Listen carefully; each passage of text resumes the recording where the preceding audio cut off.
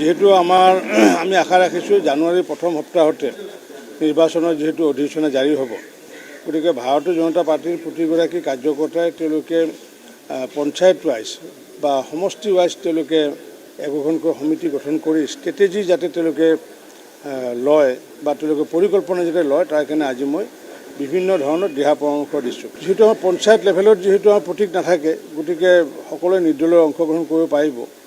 আৰু আমাৰ মাননীয় মুখ্যমন্ত্ৰী ডক্টৰ হিমন্ত বিশ্ব শৰ্মা ডাঙৰীয়াৰ মনৰ কথা হৈছে যে ভাল মানুহ আহিব লাগে। বহু মানুহ আছে যে পলিটিকেলি এফিলিয়েশ্যন নাথাকে, গতিকে গ্ৰাম্য পৰ্যায়ত কোনো ধৰণৰ ৰাজনীতি হোৱাটো আমি নিবিচাৰোঁ, যাৰ কাৰণে সকলোৱে নিৰ্দলীয় হিচাপে অংশগ্ৰহণ কৰিব। কিন্তু আঞ্চলিক পঞ্চায়ত আৰু জিলা পৰিষদত আমাৰ পাৰ্টিৰ প্ৰতীক থাকিব। গতিকে আমাৰ দলে আমাৰ আঞ্চলিক পঞ্চায়তৰ সদস্যৰ ক্ষেত্ৰতে হওক বা সভাপতিৰ ক্ষেত্ৰতে হওক বা জিলা পৰিষদৰ আমাৰ সদস্যৰ ক্ষেত্ৰত যিমানখিনি প্ৰচাৰ অভিযান চলাবলগীয়া আছে চলাব। যিহেতু এটা মন্ত্ৰী জয়ন্ত মল্লবৰুৱা ডাঙৰীয়া আছে, চন্দ্ৰমোহন পাটোৱাৰী ডাঙৰীয়া আছে, আৰু তেনেকুৱাকৈ বৰক্ষেত্ৰী সমষ্টিটো আমাৰ নাৰায়ণ ডেকাই আদি কৰি বহু কাৰ্যকৰ্তা আছে। মই ভাবোঁ যে ইয়াতে সৰ্বাধিক ভোটত নলবাৰী জিলাখনত সৰ্বাধিক ভোটত আমি জয়লাভ কৰিব পাৰিম বুলি মই দৃঢ় বিশ্বাস কৰিছোঁ। পঞ্চায়ত ইলেকশ্যনত চলাব, কিন্তু পঞ্চায়তৰ প্ৰাৰ্থী হৈ পেলাই নচলায়।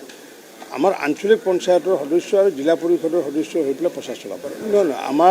আমাৰ এটা সিদ্ধান্ত দিয়া আছে যে সমষ্টি ভিত্তিক কোনোবা সমষ্টিৰ ভিত্তিত যদি কাৰ্যকৰ্তাই যদি ভাবে তেতিয়া কৰিব, আৰু যদি সমষ্টিৰ কাৰ্যকৰ্তাই যদি ভাবে যে নাই কৰাৰ প্ৰয়োজন নাই তেতিয়া নকৰে। সেইটো আমি সমষ্টিৰ ওপৰত এৰিছোঁ। মিত্ৰতাটো ক'ৰবাত কৰিব নকৰিব সেইটো আমাৰ ৰাজ্যিক বা জিলাৰ আমাৰ কোনো ধৰণৰ সেয়া নাই।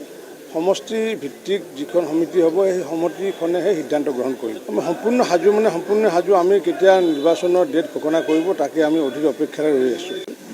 যিহেতু আমি আশা ৰাখিছোঁ জানুৱাৰীৰ প্ৰথম সপ্তাহতে নিৰ্বাচনৰ যেহেতু অধিসূচনা জাৰি হ'ব, গতিকে ভাৰতীয় জনতা পাৰ্টিৰ প্ৰতিগৰাকী কাৰ্যকৰ্তাই তেওঁলোকে পঞ্চায়ত ৱাইজ বা সমষ্টি ৱাইজ তেওঁলোকে একোখনকৈ সমিতি গঠন কৰি ষ্ট্ৰেটেজি যাতে তেওঁলোকে লয় বা তেওঁলোকে পৰিকল্পনা যাতে লয়, তাৰ কাৰণে আজি মই বিভিন্ন ধৰণৰ দিহা পৰামৰ্শ দিছোঁ। যিহেতু আমাৰ পঞ্চায়ত লেভেলত যিহেতু আমাৰ প্ৰতীক নাথাকে, গতিকে সকলোৱে নিৰ্দলীয় অংশগ্ৰহণ কৰিব পাৰিব।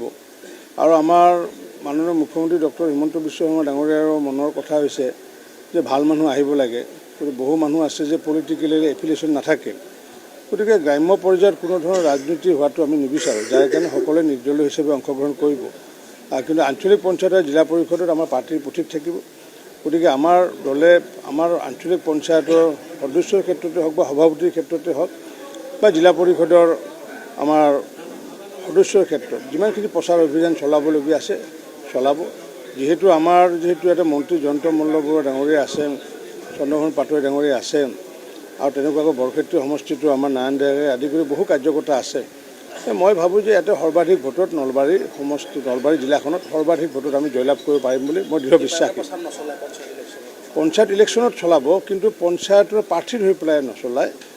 আমাৰ আঞ্চলিক পঞ্চায়তৰ সদস্য আৰু জিলা পৰিষদৰ সদস্য হৈ পেলাই প্ৰচাৰ চলাব। আমাৰ এটা সিদ্ধান্ত দিয়া আছে যে সমষ্টি ভিত্তিক কোনোবা সমষ্টিৰ ভিত্তিত